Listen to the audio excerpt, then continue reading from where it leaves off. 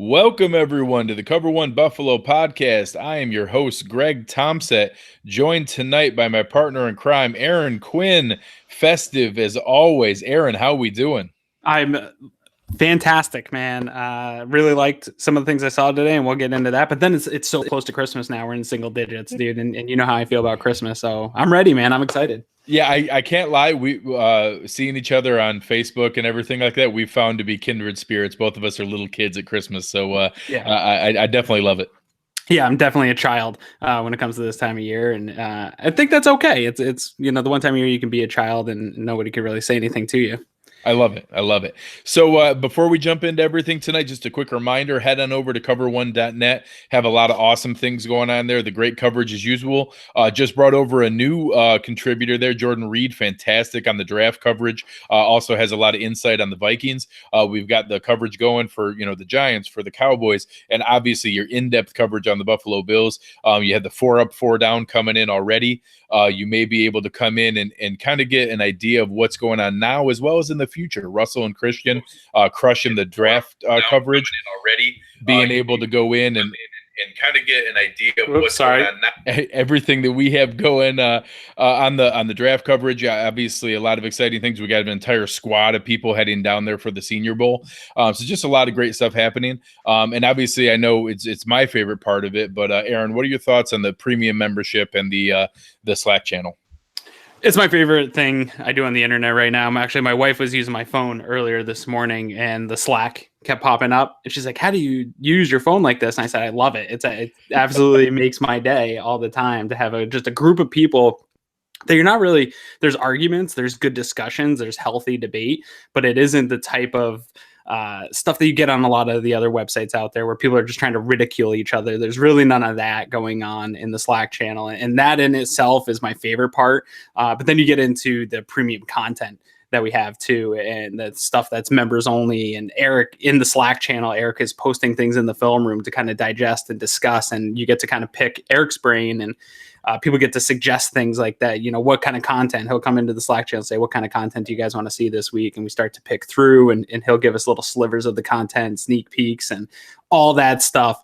I've never been a smart football fan. I've always been a passionate football fan, but in the time that I've been in the Slack and working with Eric and working with all you guys and the people in the Slack community, I think I've started to become a pretty intelligent football fan. I'm not going to lie. I think I've learned a little something here. So it's a great group of people, and I couldn't be more happy to be part of it.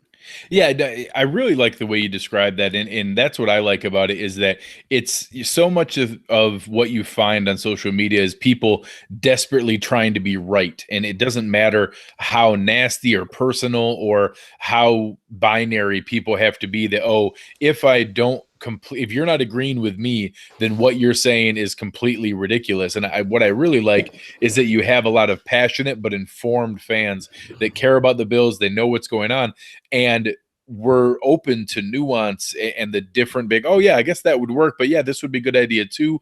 It's very collaborative, and it's great on game day. It's fantastic just having people go back and forth and things you might not have picked up on, and you'll go back and be like, "Oh man, that was a killer block." Just things having people united and kind of all rooting in the same direction is fantastic. Yeah, but, not always rooting, but even the frustrating parts of having people that you can be frustrated with and not get to the point of anything too negative. You can have some frustration, laugh about it, make fun of it, and then move on. That's also, I think, a good part and part of the healing process on some of the losses. The Slack's been pretty fantastic to help get through that. No, absolutely. Yeah. Being able to compartmentalize and segment that just because today sucked doesn't mean everything sucks. And then you get bonuses like today where it doesn't suck. And a bonus, not only did the Buffalo Bills pull through with a nice victory here at home, 14-13 over the Detroit Lions, we also got to see the Dolphins get shellacked, which was fun. And the Patriots lost. And it was just a lovely day. Yeah, and right now it's 2-2 Buffalo at Boston. So hopefully the Sabres can pull it out and just make a really nice week before Christmas for us. Yeah, truly great Sunday. So let's dive right into it here. Before we go into the awards and the gruntled, disgruntled, what were your overall thoughts on the game coming away from what we both predicted to be a pretty ugly game? We were actually pretty darn close in our predictions, and I think we went some 17-14. We were right in this ballpark. So what were your overall thoughts on the game? Yeah, before I get into it right now, Sabres scored again. So Sabres up 3-2 for all of those watching. So hopefully a good weekend here for the city of Buffalo. And it was Skinner again. So but to the game, I think it's exactly what we expected. Two teams that aren't very good. There would be moments of very sluggish, kind of boring football. I think that whole first quarter, everybody was kind of like, wow, that went really fast. That wasn't very pretty at all. There were some nice things. We saw some nice things out of Josh Allen on that first drive. Obviously didn't end in points, but there were some things if you're an optimist that you could pull out of there. But as far as if you were a casual football fan watching that game, I felt sorry for people that didn't have any rooting interest that maybe were stuck with that game today. But I think basically what we expected it would be. Yeah, I agree. It was. I actually remember looking down at the clock because I couldn't believe how quick the first quarter was over. I think it was like 24 minutes of real time, which is just crazy. It was 3.5 drives back and forth. Detroit had the ball during their start to the drive, but basically 3 drives that ended in a punt. The Bills somehow ran a 12-play, 45-yard drive. That's always interesting, but you could tell that there was a vested interest in getting the run game established. And although it wasn't pretty and wasn't efficient by any means, I think our longest run overall was 10 yards. But there was a lot of at least positive gains. There weren't a lot of real ugly losses of yards, and ground out 117 yards. But I think that any game that you can have, 37 rushing attempts, only 26 passing attempts, that's probably a good safe game plan for us. So it was the ugly grind out game that we expected, and honestly probably fortunate, because if you see Matt Prater makes most kicks under 50 yards, so him missing a 48-yarder there certainly could have changed the dynamics of the game, although we obviously had the ball at the end and had a great chance to be able to go in and possibly take the lead back. But it was nice to see the overall thoughts on it.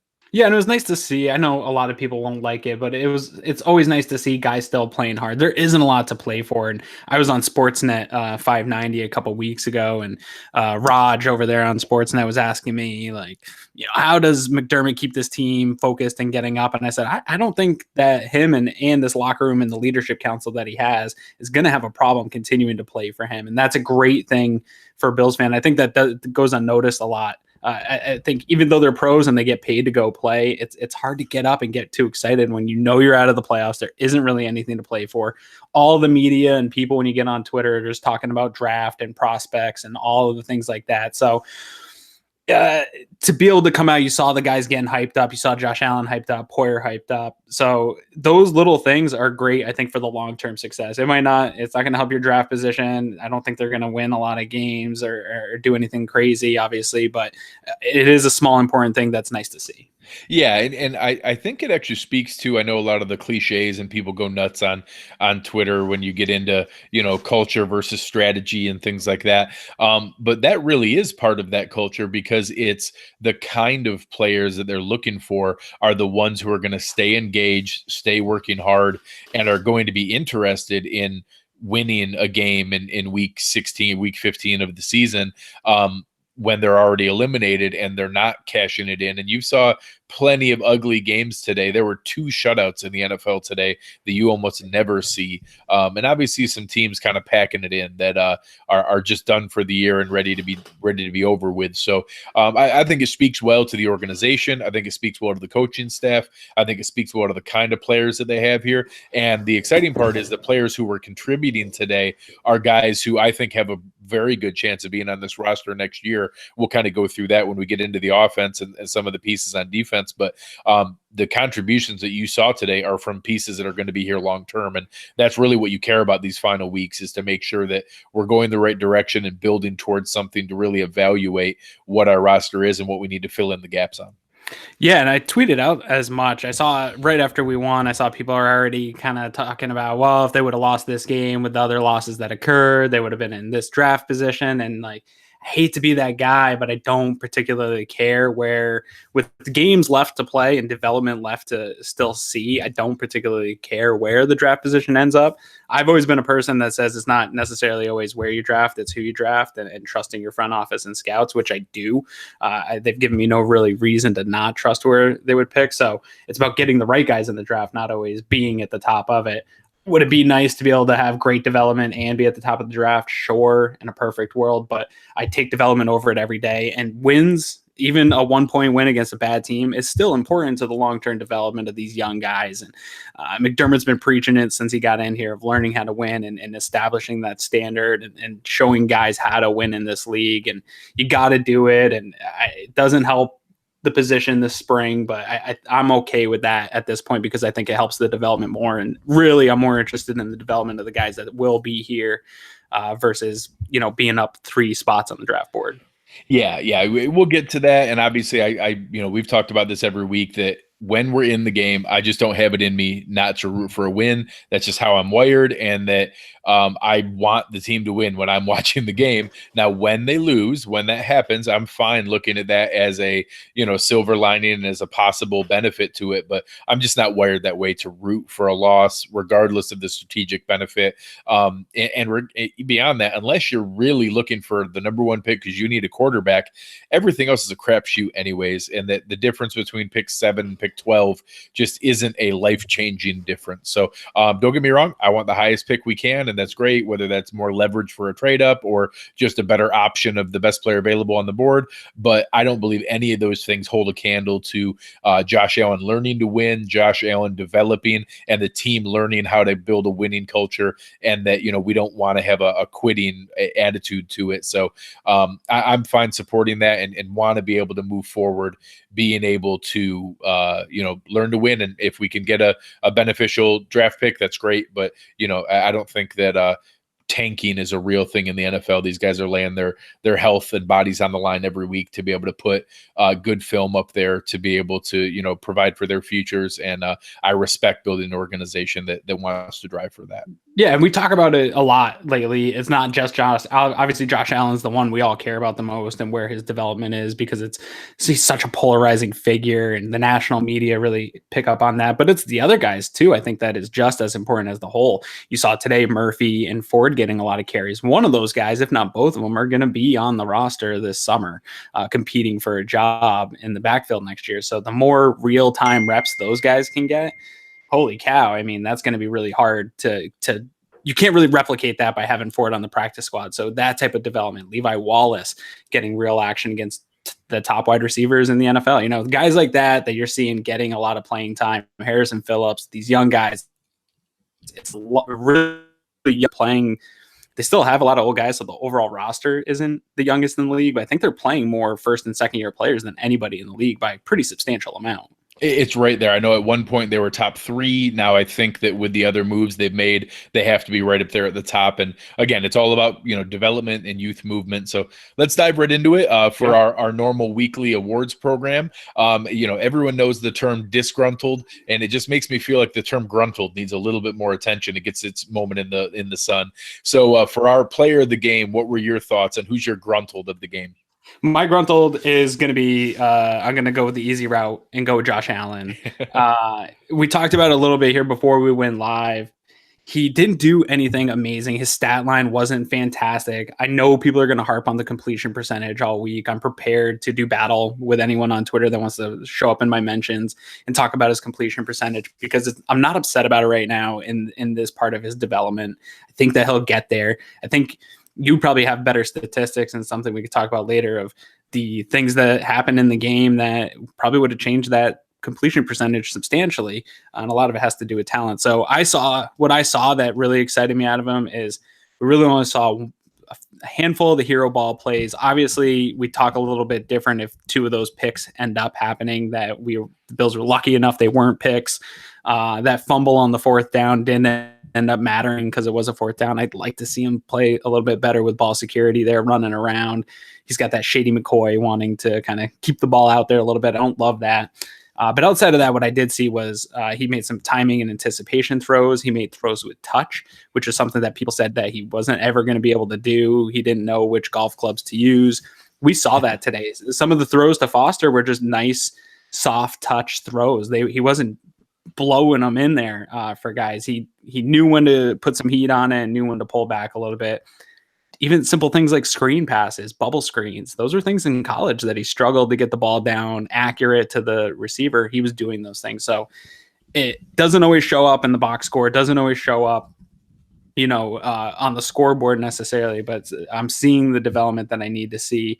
And I think that the Lions tried to keep him in the pocket and make him throw, and he did. And he did enough to keep the Bills in the game and win. Absolutely. And I think that it's exciting to see that. And we'll get into it more when we get into the offense, but I think that's a great choice.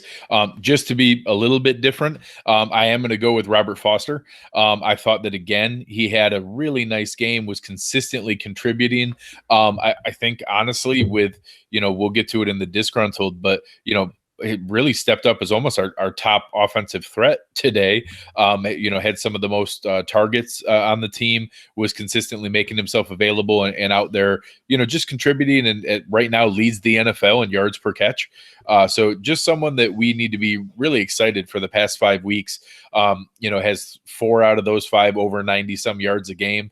Had one clunker in there, but the rest of them he's averaging almost 100 yards a game overall, and 24 plus yards per catch. So just really exciting to be able to see everything that they're putting together. And overall, Josh really probably does deserve the player of the game, but just want to give a shout out to Robert Foster. Yeah, his development's been very exciting. And again, one of those guys that we're talking about development. The more reps he gets, the better off the Bills are going to be going into the offseason, right? I mean, it's playing with free money. If he is a guy that is on the 53 and a contributor next year, you landed that essentially for nothing, really. You talk about that contract control all the time. I mean, that'd be huge for this front office. Oh, yeah. So next year, we already have him under contract at the minimum. Then we have the exclusive rights free agency. So the same idea as what we've had the last couple of years with Eddie Yarborough. Anytime you find an undrafted free agent who is a genuine contributor and can stick on the roster, it's just so ridiculously valuable. It's like I used the term before. It's like $1 million coupon. You get a, top draft level control, because you still get the 4-year window that they're under contract control, but you get it at the minimum. So some people underestimate that, it's not a huge difference, but, Shaq Lawson is 2.8 million this year, going to be 3.2 next year.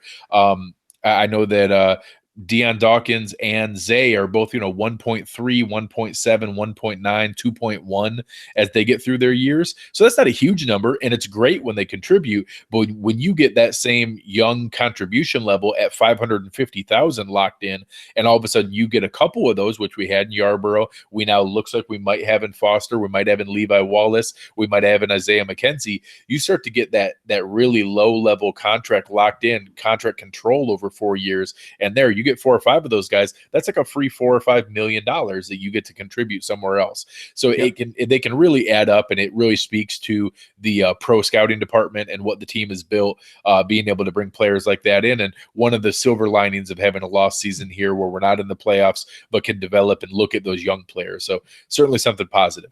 How about on the negative? How about on the negative side for you? Well, I don't know if you noticed, Sabres did win, so we got the Sunday sweep here in Buffalo, so more to be excited about. On the negative side, I think that there's probably some things on the offensive side that we could talk about. I'm going to stay consistent here, just because they didn't lose the game like they did a week ago, but I was still not happy with the performance of the special teams, and I'm still not happy with the performance of Danny Crossman. And I'm going to keep stumping on this until I see him gone. We saw an offensive coordinator fired last week. I know there was some argument that I was having on Twitter of, you don't fire coordinators mid-season. You don't do it this time of year. John DeFilippo, who was a hot coaching candidate, got the can this week for his unit's failure to produce, and we're seeing that from Danny Crossman. You kind of alluded to it in the Slack channels. There's something kind of weird about what's going on with Hauschka. Not really sure where that's going right now, but not kicking field goals didn't seem very McDermott-like. So that kind of threw a little bit of a red flag. But outside of the Hauschka thing, you had the botched attempt to get it out of the goal line. It was a nice punt. Gave the Gunners a chance. Those guys run into each other. That's some kind of a communication issue. I don't know if you could put it all on Crossman, but I'm not a big fan of coincidences. And every game I'm seeing things on the side of the special teams that you'd like to see better. And again, I'll quote McDermott. They're setting a standard, and I'm just not seeing that standard. You see glimpses of it on the offensive side of the ball. You see a lot of it on the defensive side of the ball. I really don't see any of it on the special team side. Yeah, I think that's very fair. And obviously, I will be shocked if we see Danny Crossman back. Not only shocked, I'll be disappointed if we see Danny Crossman back. So I certainly hope that we see a change there. And I speak to it a lot that I think that both penalties and special teams are a direct correlation to quality depth. The better your depth is, the better talent you have down from your 30th to your 53rd guy on the roster, the better your special teams are going to be. And then you're going to have guys whose heads aren't racing and aren't worried about making the roster the next week. And I think you're going to have less penalties and less issues there with more consistency. So I think there's a direct correlation that we're going to have that 55 million in dead cap back. It's actually 70 million now after the Kelvin Benjamin deal. We're going to have that money back and available to fill in the depth of the roster here and really be able to have a lot more quality from top to bottom. And I think we're going to see a direct correlation there, hopefully with a better special teams coordinator along with it. My disgruntled is it's probably unfair because I think it's at the much higher threshold and expectation, but it's going to be a combination of Zay Jones and even Trey White. Zay was really poor today. 1 catch on 6 targets. I counted 3 of them as dropped, but at least 2 of them are going to be credited directly as drops. And I know that Josh Allen has a cannon and is firing those balls in there, maybe sometimes harder than what's necessary, but the route running wasn't perfect today. There was a lot of drops. There was a lot of, poor balls that he had chances to extend drives and to make some big plays for Josh Allen. And, the box score scouts are just going to look at his completion percentage, and I'll get into that breakdown when we get into the offense, but Zay was a big piece of that. And then at the very other end of the scale, Tre'Davious White is our best player. I think he's our most talented player. I think he has a chance to be an all-pro next year and into the future. And today just wasn't his day. And there was a couple of them that I think were some bad footing. He didn't have a chance to go up for the ball. You have a really tall, really big, really athletic receiver in Kenny Galladay, who is a tough matchup for anyone. You had a couple really tough catches that he was in place for, but it's fairly rare that you have someone of Trey's caliber that only flashed from a negative standpoint early on. And later on, he did come back, had a couple pass breakups, I think got himself in there to try to get back. And we didn't see a ton of big plays for Galladay in the second half. But in that first half, man, there were 4 or 5 rough plays that, just aren't his caliber and up to his standards. So it doesn't change any of my outlook of how fantastic he is long-term. But just seeing that on somebody that we completely take for granted that, no matter what, it doesn't matter if it's DeAndre Hopkins, if it's, T.Y. Hilton, if it's Julio Jones, if it's Kenny Galladay, we take it for granted that, Trey's got him. That guy's done for the day. And Galladay went for, I think, like 120 of his 146 yards in the first half. So it was his career high, and a fair amount of that was on Trey White. And you normally don't see that. So just something that we hope is a blip on the radar. I'm mad at you. We don't disagree a lot, but I'm going to have to ask you to retract that statement. No, I get the frustration. I saw a lot of undue frustration towards Trey on Twitter. Guys are going to give up.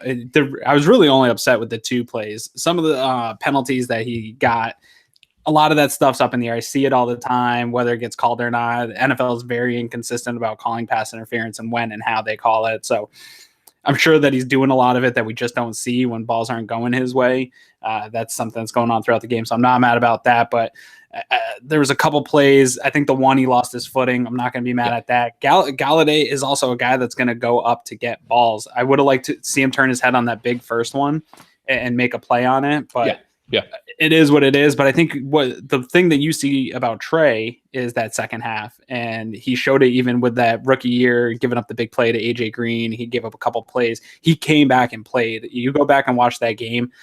The second half of that game, he came back and played step for step with AJ Green, and to have that ability to put giving up plays behind you that Trey has is another great asset that he has. So I'm mad at you. I'm going to write to Santa and put you on the naughty list for speaking ill of Tre'Davious. I promise I'll try to clean it up. We'll talk about it when we get to the yeah. Let's go. Yeah.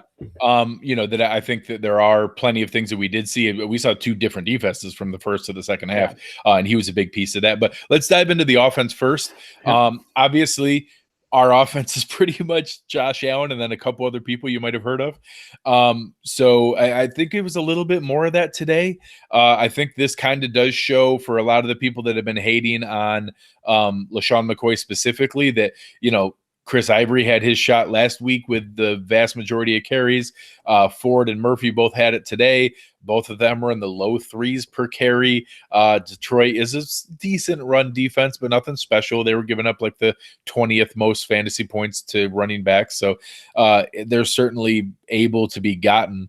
Obviously the offensive line is the biggest, center of our issues from a running standpoint, and it gives me some hope that LaShawn McCoy can be a contributing factor next year. But I thought that Keith Ford and Marcus Murphy looked okay today. As you said, I think that it's fair to wonder if they're going to be a piece of our team next year. I think we should expect both of them to be on the 90-man and go into training camp. I don't know that I'll be surprised if neither of them make the 53. I think it's possible, but I don't know that I think either of them are likely to make the 53 next year beyond, maybe I'd categorize them as possible. What are your thoughts on the running game today? Well, I was encouraged to see Keith Ford. I was a little nervous. Obviously, Murphy goes down. You don't really know what's going to happen. Ford, 3.3 per carry for a guy that's never touched a ball in a regular season game. I'll take that. You know what I mean? That I didn't expect much from him. I think when people heard that he was coming up from the practice squad, I think I said it on the podcast with Russell that he's got a little bit of that Brandon Riley where he performed well in the preseason and people had higher expectations for him than who he actually is. But I mean, if he could be a guy that if you're really in a bind and he's that third running back on your team, or maybe the guy on the practice squad that you bring up in the case of emergency like he was today, I'm totally happy with that. I think he's a guy that, like you said, will be on the 90, and they'll probably try to stash him away on the practice squad for one more year and really see if he has any development. He got recruited as a pretty big name running back out of high school to some big schools. So there's some talent there that everybody sees. I just don't think he's ready for anything more than where he's at right now. I agree. Murphy, he's still, that first drive, I thought, hey, this is the guy we saw in preseason. Obviously he has the injury, but I just don't know that he can do it consistently throughout a game. So I think next summer is going to be a big one for him. But the run game is really disappointing because I thought that was going to be the highlight of this offensive line after what we saw over the last couple of years. It really isn't been that way. I had much bigger expectations for John Miller, seeing how good of shape he was this summer. Him posting all over social media that he was really ready to come out and prove himself. And I just have not seen the same guy that he was earlier on his career. So that was a little bit disappointing. Obviously you lose Richie and Eric and something's going to go down in the run game a little bit, but I expected a lot better than this. And the only thing I guess I'm glad about is that I have been telling people it's not all LaShawn McCoy. People told me I was crazy and get rid of him and he's useless to us now. And I don't think that's the case. I think it's just there's no holes. Nobody's running behind this line. Yeah, it's by far our number one need in my mind, by a lot. I know a lot of people, want to talk about offensive skill players and weapons, but I think that we see so many other teams. Anybody who watched that Thursday night game, the Chiefs and the Chargers were both down to their fourth string running back, and they both look fantastic and probably won a handful of people listening right now their fantasy semifinal matchup. So look at Pittsburgh just today. Yeah, bringing in, they're on their third and fourth string running back. When you have a good offensive system, good line, and obviously quarterback makes a huge difference, you can make a lot of running backs work. So I want to see us bring in, I know that a bunch of guys have been asking and talking in the chat. I'd like to see them bring in a mid-round running back as a fourth or fifth round pick. I think can come in to contribute. I think it's 50-50 or better that both Chris Ivory and Shady are on the roster next year, but neither are a lock. There's both substantial cap savings with cutting either of them, and they're both going to be 31. So I don't think it's a lock that any of them are there, but logically I'd keep Shady and Ivory. I'd draft our future guy in the fourth round. I'd let them walk the next year, and then I'd draft another guy in the mid round there and have the second year guy and the rookie guy going into 2020, along with a undrafted free agent or a veteran minimum free agent guy. And that's how I would build my running back room going forward. And you keep picking a running back every other year for a while until you hit on one, because the NFL shows today you need consistent fresh legs and just warm bodies in there to be able to make it work. So that's how I would approach the running back. Yeah, I think running back similar to how I view cornerback. Obviously, cornerback you need at least a little bit more top heavy on your starters, but you keep drafting those guys and fill your practice squad with those types of guys. guys in the bottom of your depth chart because you need as many of them as you can get, because at some point somebody's got to come in and play that role. So as many guys as you can get, draft them every year, because you're always going to need them. And I feel the same way about running back. Keep finding guys that can just plug in. The best teams do that. They just always have guys, like you said. So do that. Back to the offensive line, I totally agree with you. That needs to be revamped whatever way possible. However, they have to spend their treasures that they have of assets to build that up. But what I want to see when they build that up is no Juan Castillo in charge of the development of the next guys, because obviously the talent level is not on him. You can't always coach talent, but we really haven't seen development of the offensive line. So throughout the season, you'd at least like to see some progress and development of guys. I think if anything, some guys have gone down a little bit. Deion Dawkins comes to mind as a guy that has taken a step back a little bit this year. So I don't want to see Castillo be given the keys to a first round offensive tackle, or something like that. I want to see a fresh start at that whole unit.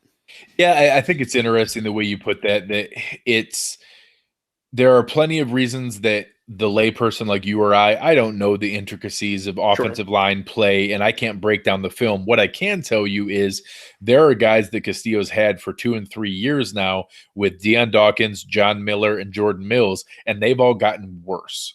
So they have not only not developed, they have taken a material, noticeable step back. Now, I know a piece of that is losing a Pro Bowl level center who makes all the calls and a Pro Bowl level guard to be next to Dawkins. So I give Dawkins a little bit of a pass. He's still our best guy, but he's taken a step back undoubtedly in year two.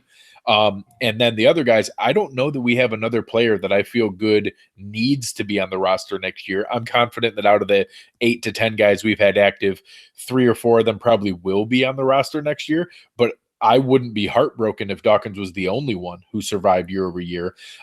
Wyatt Teller's been okay.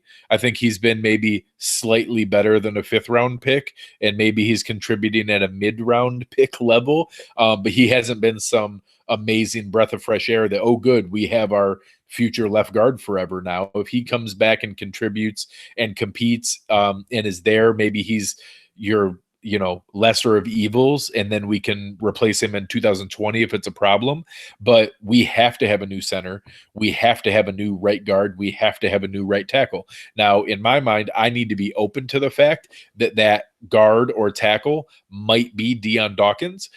I would love to go down the path of drafting Jonah Williams, who's my draft crush, in the 1st round, and then even signing Darrell Williams from Carolina to play right tackle and move Dawkins into guard. A lot of people thought he could be a dominant guard in the early draft process. I'm also fine if they draft or sign a franchise level left tackle. Maybe he'll do a little bit better on the right side. So I think we need to be open to him moving, but some combination of one major free agent, if not 2. My guess is it's going to be one big splurge at the 12 to 15 million a year level, 2 more, 2-year, $5 million a piece, like solid, better than a Jordan Mills and Russell Bodine contract, but not the premier level. Maybe 2 more of those guys. Then I think one of our 1st or 2nd round picks is an offensive lineman, and I think we see another one in the 4th or 5th round with our 2 picks in the 4th and 2 picks in the 5th.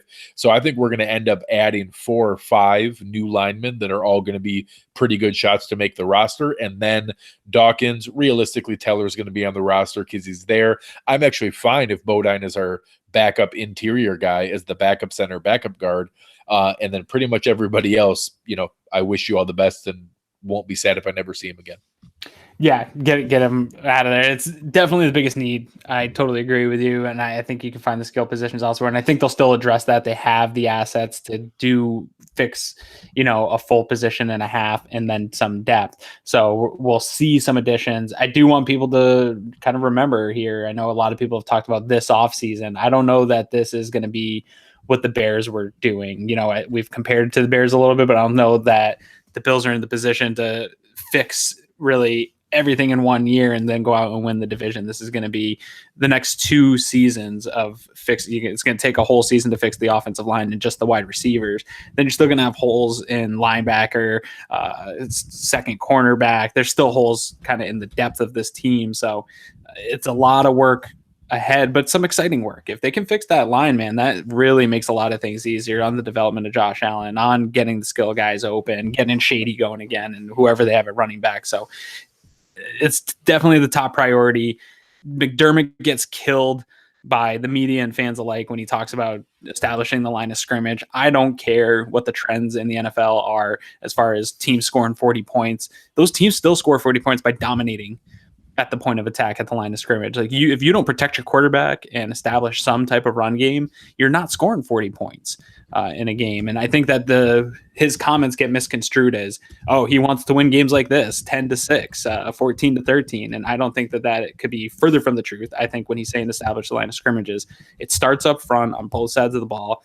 You got to get pressure on the quarterback, and you got to protect your quarterback and establish the run. And I think that is definitely the goal going into the offseason.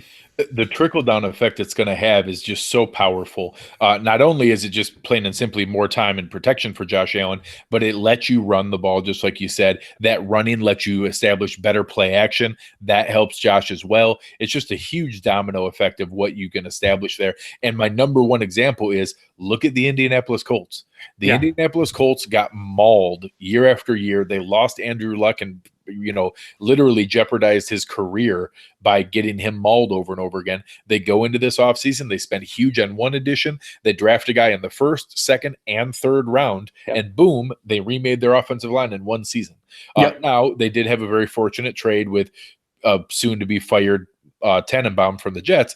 But either way, they used the resources that they collected. They had them to be able to go in there and, bring in some quality level, draft picks that were able to do that, plus some major free agent spending. So, I got it's a huge opportunity. I got in so many arguments this draft season. Obviously, a lot of Bears fans follow me. If people follow me, they know.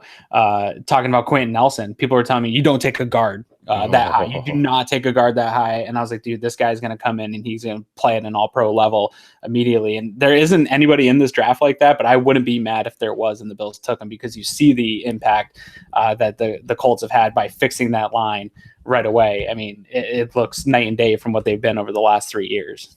Oh yeah. Go ask the Colts if they regret that or have any buyer's remorse on that pick.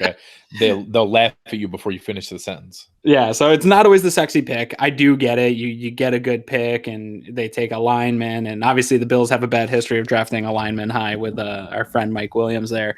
But it's not a sexy pick, but you got to fix it. You can't put it off. It's not one of these positions that you can just kind of patch along and hope that it works out. You really got to aggressively attack it and address it.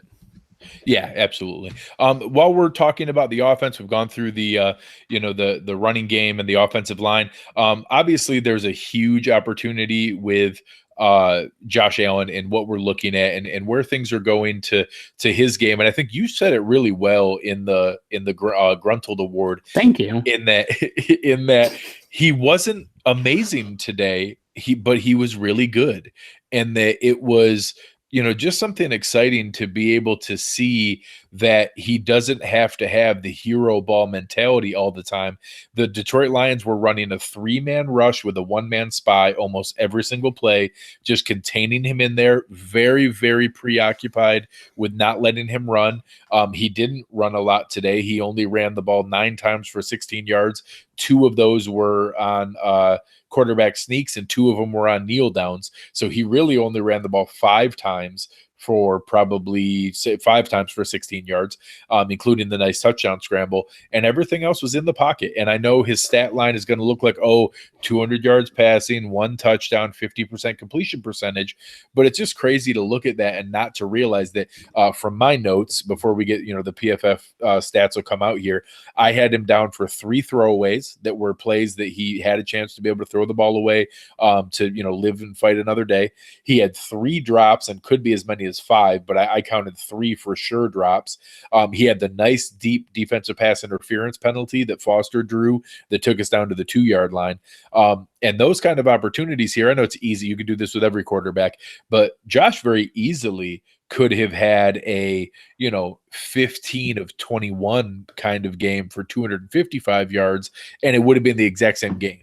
Yep. it would have been the exact same kind of thing. Now, I will say I also did have two of those nasty roll to your right, throw back across your body that he was probably fortunate not to have two interceptions. There were two balls that the Detroit defender had his hands on the ball and then lost it rolling over or didn't get his feet down in bounds. And we're probably pretty fortunate they didn't challenge the one because it did kind of look like he tapped his toes. So maybe fortunate on a couple balls that he put at risk, but it was a smart game overall. He was forced to contain himself and not unleash his running again, and he did it successfully and led us on a fourth quarter game-winning drive to be able to pull this out. So I was really pleased with what we saw from Josh Allen today and thought that he played a nice game that wasn't amazing and highlight filled, but was a steady professional game. And one of the games that you touched on earlier, we were told he wasn't going to be able to do this, to have touch passes and to be able to get the ball out to the guys that had nice swing routes. And that, we did take our deep shots here or there. But I thought he played within himself and didn't get frustrated, didn't let them force him into bad throws or into, off platform situations. And that's what we need to see going forward. Absolutely. And just a couple of things on that. I was told a lot this past week. I was defending Josh Allen. I want to preface this with, I don't think people understand it's a very binary world we live in right now. And my defense of Josh Allen does not mean that I think he's the best quarterback in the NFL or the best quarterback to ever exist. My defense is that his floor is higher than I thought, and a lot of people thought. I didn't have him as a round one quarterback. You can go back on my Twitter and see where I thought about Josh Allen. So all I'm saying is that his floor is higher than I anticipated that it would be, and that I'm very happy about that, and that's okay. And Louis Riddick touched on it this week. He's been very high on the Chicago Bears, and I follow a lot of Bears stuff, and he was saying, they don't have to get great play out of Mitchell Trubisky. He just has to not lose the game. And I think the Bills are trying to build kind of that same way. They'll get some good talent on the offensive side of the ball for him, but the defense is really going to drive this team moving forward. And if they can do that, they can replicate some of how the Bears have been able to win games. And you just saw today, the Bears won their division. That's not a terrible thing to have a dominant defense and a guy that just does enough to keep you in the game, but doesn't lose the game for you. And if that's what Josh Allen ends up, that's where his ceiling ends up being fantastic. But I do think the ceiling is higher. But today we saw, obviously, like you touched on a couple times where he could have made mistakes, but I think overall he did just enough to keep the ball moving. I had people telling me on Twitter, wait till a team forces him to stay in the pocket and not run. We saw that today. And again, they didn't blow the doors off this defense, but he doesn't have the tools. He's not going to come out and blow the doors off of any defense with the tools that they have. If they win games this year, they're going to be close games. And I'm fine with that. And I think the things you see is the development and then the intangibles of the guy is a gamer. He wants to win. He has no issues diving headfirst for first downs. He has no issues running over a guy. Don't want to see that, but you don't see him hesitate to try to do everything it takes to win a game. And that's something that you can't that ability. And I know one guy I was talking to on Twitter compared him to Jamarcus Russell, and that intangible that he has is exactly what Jamarcus Russell didn't have, was the ability to get better, the love for the game of football and wanting to get better. And Allen has that, and you've got to be excited, man. Yeah, I've said that like 4 or 5 times now, that people try to throw Jamarcus Russell at me like it's some insult. And I keep responding back, yeah, I actually think that Josh Allen could be what Jamarcus Russell was supposed to be. That if you had that much raw talent, but you had a really good attitude and a great work ethic and the ability to be coachable, maybe he's what Jamarcus Russell could have been, rather than someone who, lied about watching film and then washed out of the league so quickly because he didn't care about or love football. Yeah, and just gained 30 pounds every. Yeah. So people throw that out there like it's some insult that they think that's the way Josh Allen's going to end up. And I actually think some of the parallels are actually pretty close, that they came into the league not that far off, all arm, all athleticism, really needed to learn how to, throttle that down and play within the framework of the offense. And Josh has actually been willing to do that, which Jamarcus never was. So, I know people use it as a joke, but maybe he can turn out to be what Jamarcus was supposed to be. Yeah, and if you follow me on Twitter, you'll see, obviously, the hyperbolic fan, I love Josh and all that stuff, but I'm still realistic of where he's at in his development, and he hasn't made it yet, and there's still questions about what type of quarterback he's going to be, but I think that the optimism should be trending among Bills fans, and that there is some hope that this guy is, they found something here and found something that a guy like Brian Daboll can work with the tools that he has and kind of build an offense for a guy like this. We're seeing that, and there's no reason to not be optimistic. There's too much pessimism out there about Josh Allen, and I get that he's flawed, and we could talk about the flaws and be critical about some of the things that he does. I'm fine with that. But the consistent pessimism, there's no reason for it. There's definitely some optimism associated to the quarterback position for the future, and that is a great feeling as a Bills fan. Absolutely. And one of the things that I was excited about, one of the first things that I found that maybe he can steal from Tom Brady for the past 15 years has been the best sneak quarterback in the NFL. Josh is damn good at quarterback sneaks. He has a great sense for where to put himself. He's athletic and strong and big. He knows when to jump up and put the ball over the top. He knows when to burrow down and to get through there. He's gotten the first down or the touchdown in almost every quarterback sneak situation. And that seems like a trivial little thing, but there's a lot of teams who struggle with that. And it's nice that when you're in 3rd and inches or 4th and inches, for the Patriots for 15 years now, it's been automatic, and he just automatically goes in there and steals it on quick timing, no, silent count crap that he just goes in and kind of flicks the center's inner thigh and then gets it. And I want to steal that. I want to have that. And I think Josh has shown not only that, but a really solid penchant for using the hard snap count. He got them again on a critical play that got us down into 3rd and inches. It was going to be 3rd and 5.5. He got them to jump there and then came back for the 3rd and short. We got stuffed. And then I was actually pretty impressed that McDermott gave him the confidence to be able to go in and to be able to go for it on 4th down to seal the game. And again, that doesn't seem like a big deal, but there's a lot of years and a lot of other coaches that would have punted there and tried to, no, let's pin him deep.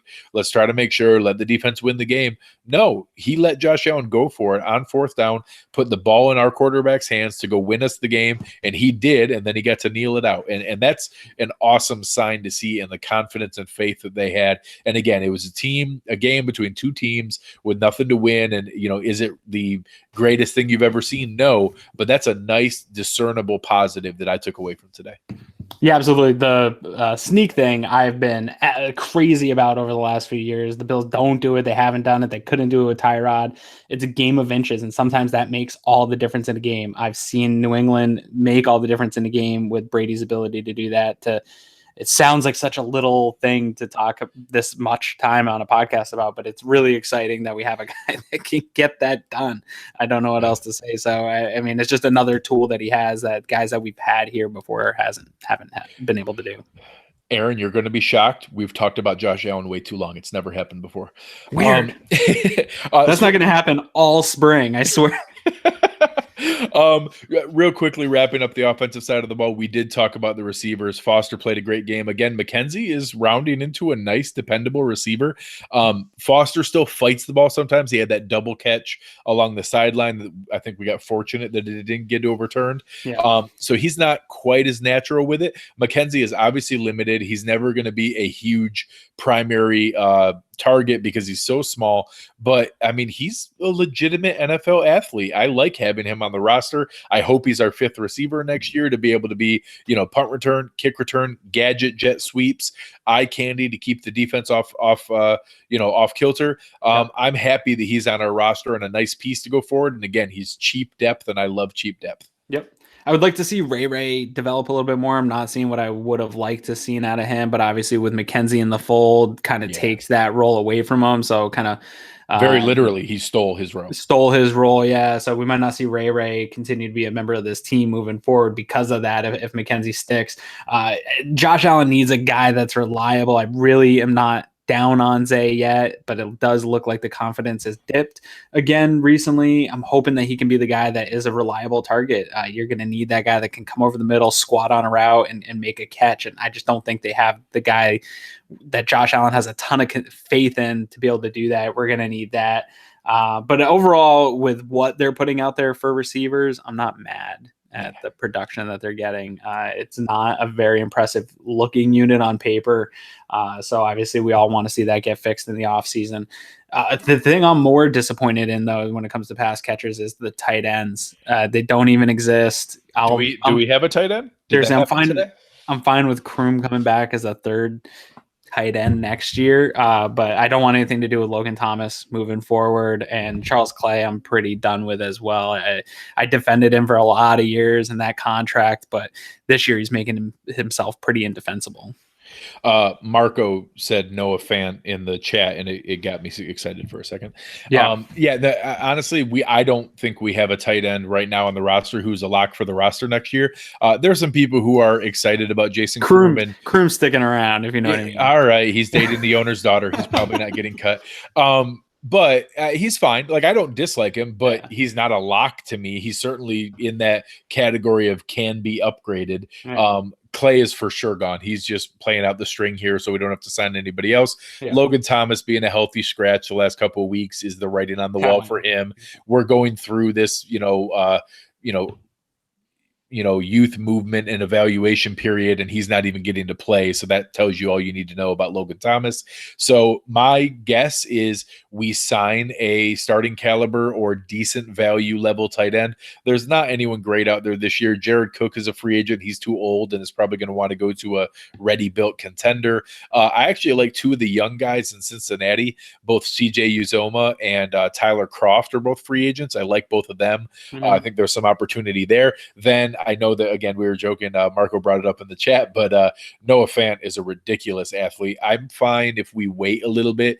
I don't know that I want to invest the first round pick that he would take. If there's a trade down, I would rather see us have a franchise level tight end left tackle in the first round, but I want to see us draft a tight end in the top 3, maybe 4 rounds at the latest. So I would guess that we sign someone who's a potential starter. We draft a guy who can be developed behind there. Maybe we trade down and get someone like Fant in the first round, but most likely the next tier of good athletic tight end talent. And then Kroom is there as the competing for that backup tight end 3 role to be able to go forward. But I won't be shocked if we have 3 new tight ends next year either. There's always going to be guys too in the draft process, the later it goes on, that start to come out of the woodwork that are good tight end prospects. It always happens. It's a little bit deeper than everyone expects.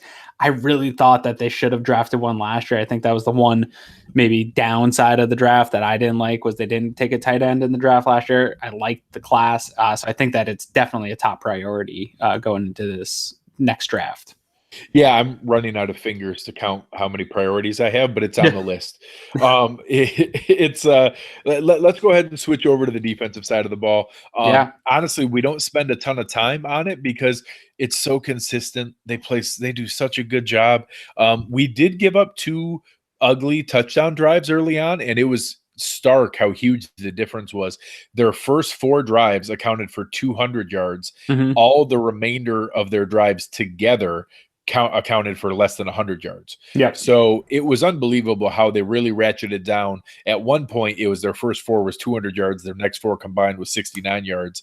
And they barely gave up much after that. So it was a great opportunity to be able to go through and just see how they were playing. I thought Jordan Poyer played a great game and was all over the field. I thought Tremaine Edmonds had one of his most consistent games. I didn't see a ton of mistakes or isolation in pass coverage, especially with someone like Theo Riddick that I was kind of nervous about. I actually thought that the defensive line was solid. I saw a couple nice flashes from Star Latuile was walking his guy back over and over again. There wasn't a ton of the big flash plays. I think that we didn't actually have a sack. We didn't have a turnover. So there was a couple tackles for loss that were nice. Mm-hmm.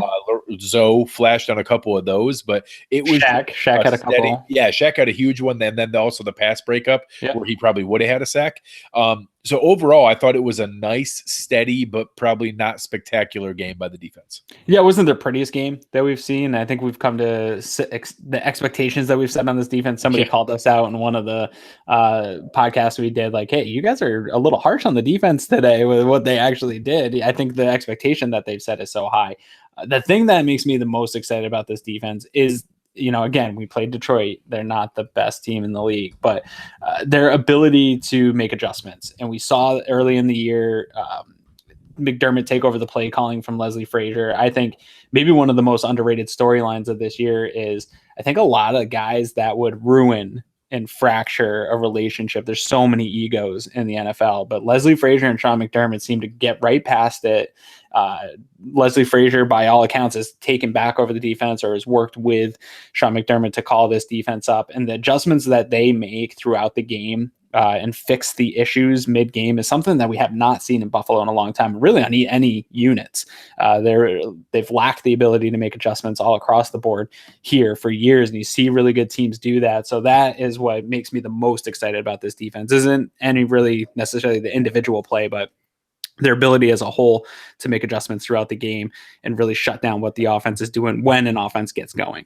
Yeah, and I think I was really nervous. I didn't talk about it a lot, but I was very apprehensive about what they were going to do, losing both Taron Johnson and Matt Milano, who were just critical pieces to our pass coverage, controlling tight ends, backs out of the backfield, a lot of the communication on the inside. They were critical pieces to be able to allow the handoff from, our higher end talent like Poyer and Hyde and Trey White and guys like that. I thought Levi Wallace was steady again today, but having guys step in, Raphael Bush played a lot of snaps at that corner spot, and we were pretty much running that big nickel, at a high rate, at a consistent level as kind of our nickel setup. Zoe was out there more than his normal amount, and then Corey Thompson, I thought, did well in the fact that you didn't really notice he was there. So he wasn't getting burnt. He wasn't getting toasted on any of those plays to give up some big gash play. So I thought they did really well overall. It was a nice, steady game that we've come to depend on. And, again, I think that the exact opposite of the offense, where the offense, I can count a handful of players that are rock solid locks to make the roster next year. Yep. Almost all of our defense is a rock solid lock to make the roster next year. I think we're going to see very little turnover. I pray that Kyle Williams wants to come back. Kyle Williams is welcome on my football team as long as he wants to play. His value in the locker room, in the film room, is invaluable. You cannot put a price tag on what he offers. Hopefully they're able to work out a deal where maybe he gets comfortable with a maybe 40% snap count on the high leverage plays, maybe not out there for all the first and second downs, but every third down, all the goal line, all the big leverage, high value plays. We have him out there and we find a way to manage his reps and get one more year out of him. I pray that we get that. I think Lorenzo Alexander is a lock for a contract next year, and I sure hope it's here. He's said a lot about wanting to stay here. I think that Sean McDermott is a guy who really values that veteran input and, his contribution to the roster. So I actually think it's very likely that we see Zoe probably get a 2-year extension, and then they kind of manage it year to year. But he's more than earned that. I think that he's a legitimate contender for a Pro Bowl spot, which is crazy. And obviously it's awesome to see him in the running for the NFL Walter Payton Man of the Year. Right. And you hear it universally. Every media member that interacts with him, everyone. I know a lot of the guys that listen to this, love Del Reed and the team over at 26 Shirts. They've actually made us some nice shirts. Del talks about what an awesome person he is and how eager he always is to contribute. He jumps on and does film with the team here at Cover One. He's just a great person, and that's the kind of guy you want around that locker room. And obviously, that's no handout contract. He is playing at a great level, and somebody that in the limited, third linebacker pass rusher role that he's playing, he's really good at that. And I think that preserves him the same way we did this year. We'll do, no Wednesday practices for Kyle and Zoe, let them come in and just kind of contribute and play as they can. But beyond that, what do we need? Maybe I'd like to re-sign Jordan Phillips. I'd like to find a new cornerback too that allows us to move Levi Wallace to the fourth cornerback. You get Taron Johnson back healthy, and then that's about it. Maybe a young athletic linebacker in the 5th round to develop behind Zoe to take over the year after. Develop another pass rusher, a guy flies off a roster somewhere. Yeah, everything's going to be gravy, really. Yeah. I don't think besides cornerback two is a legitimate need. Yeah. Re-signing Jordan Phillips, I think, is a legitimate need. And losing Kyle or Zoe would be a legitimate need, but I hope that they both want to come back. But I think the defense is really well established and well set and likely to be probably 8 of the 11, 9, maybe even 11 out of 11 starters back next year, depending on that cornerback 2 spot. Yeah, absolutely agree. And the nice thing is, some of the guys that you didn't mention, the young guys, should take big steps forward, and we still have them under their contract control. You have, hoping Milano comes back healthy. Edmund should take a big step forward in year 2 after a whole off-season program, putting some weight on. The kid's still growing, which is unbelievable. But when it comes to the conversation you're having about Kyle and Lorenzo Alexander, and I think also a guy that fans really need to pump the brakes on and back up off of is Star Lotulelei, because I think he's done a fantastic job doing what he was brought in here to do. Don't care about his contracts. That isn't for me. I'm a fan. That's for Brandon Bean, who I trust, and he's managed to get us into a healthy cap situation. So I'm not even worried about Star Lotulelei's cap number.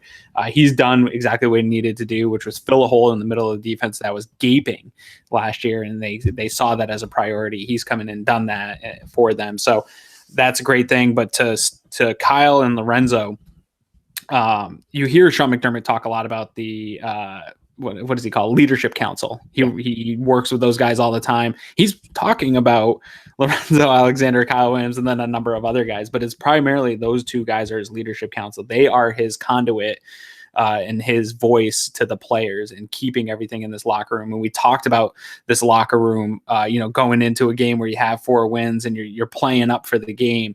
That type of stuff and that culture that he's trying to build, that foundation, guys like Kyle Williams and Lorenzo Alexander are invaluable to that. And the fact that they add stuff on the field still is just an added bonus, because I think even if they weren't adding things on the field, that there's still a value to Sean McDermott to have those guys in the locker room with him going into battle every week. So I also think that they are both guys that are self-aware of where they are in their careers. And you see that with the way when Kyle was mic'd up this summer and the way that he pulls Harrison Phillips over to the side and teaches him everything he knows. You heard about it with Marcel Darius, him teaching him everything he knows. He knows that his time is running up and that his legacy at this point is where he leaves this team and what position he leaves this team in. So I think it's invaluable to bring these guys back, whether or not they were producing or not. So I hope that it happens. I think the only thing that would maybe keep it from happening is if there's some kind of lingering injury throughout the year that either one of them have that we don't really know about, that they say, you know what, I don't know if I can do another grind like this at this age, and I got to call it quits for my family. Outside of that, I would be stunned if they aren't back on this roster next year. Yeah, I'm very hopeful and optimistic. I know a lot of people tried to read between the lines and kind of read the tea leaves with his comments with Tremaine Edmonds this week. Kyle having him take over the Thursday 9-on-7 film session that he's been running for years and years. I think that speaks more to where they respect Tremaine and what he's going to need to do going forward than some passing of the torch, meaning he's for sure not going to be on the roster next year. But it's not crazy to connect those dots.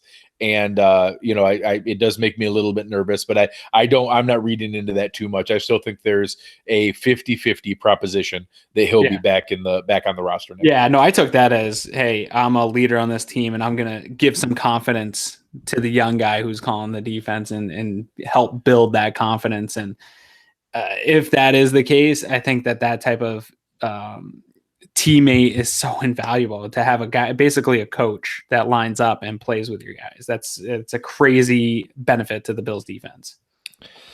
All right. As we kind of wrap things up here, we talked already a little bit about special teams. The special teams. Matt Darr was terrible, but that's what you get for your 4th different punter on the roster who was a street free agent. I don't care what you tell me. Something's wrong with Steven Hauschka. Not a single kickoff went out of the end zone, and he didn't attempt a single field goal. And we had 3 field goal attempt situations that a coach like Sean McDermott doesn't ever pass up. So I don't know if it's, hey, he's good enough, but we don't want to have to sign another kicker off the street and have to IR or mess with 2 kickers on a roster. But it doesn't seem like Steven Hauschka's right and everything's there. So we'll see where that goes. It reeks like not wanting an additional roster spot to me. It just smells like that. Or I'll give them the benefit of the doubt that maybe he did tweak the back thing when he got into the game today and was only able to do extra points, and that they didn't know that going in, but they learned as the game went. I don't know. I'll give them the benefit of the doubt that maybe there's something like that. But again, nothing special on returns, nothing good, and that's what happens when you have a horrible coach like Danny Crossman. Yep. Overall takeaways from the game and what you're looking forward to. I know that some people will be upset. If a loss would have put us at the 5th draft pick, a win put us at the 10th draft pick. I don't particularly care. I don't think that's a huge difference. I think that there's very likely that we're probably going to finish 1-1, something like that. I think there's a decent chance we can hang with the Patriots, but we're going to be a heavy underdog in Foxborough next week. And then I think there's a decent chance we can beat the Dolphins at home in the final game. And I want Josh Allen to play well. I want Robert Foster to play well. I want Zay Jones to bounce back. I want our defense to keep playing well. I don't want people to get hurt. And I want the team to learn to win and to be exciting going into the offseason. And I would rather that the team has a sales pitch for free agents of, hey, come and play with this guy, and that we're still going to have a good draft pick no matter what. Our worst case scenario is probably 12 or 13 or 14. Our best case scenario is probably 6 or 7. And there's just not a world of difference there in where it is. It's not like we're drafting a quarterback and we have to have that top spot to get the top guy. Would I like a higher pick than not? Sure, but I'm just not going to lose sleep over that. I'd rather Josh Allen learn to play well and learn to win, and we'll be happy to have that versus tanking and trying to get a better pick for just picks sake. No, I agree. And I think that I've read some economists' views on draft predictions and things like that, and I think it's 30% success rate in the first round of the NFL drafts, regardless of where you pick in the draft. I don't think it changes a whole lot from pick 6 to 13. You're still getting about the same hit rate for a successful player at that position. So I'm not interested in giving up the opportunities that they have right now to put things on film, develop guys with live bullets. We talk about all the time in the preseason and training camp of getting guys.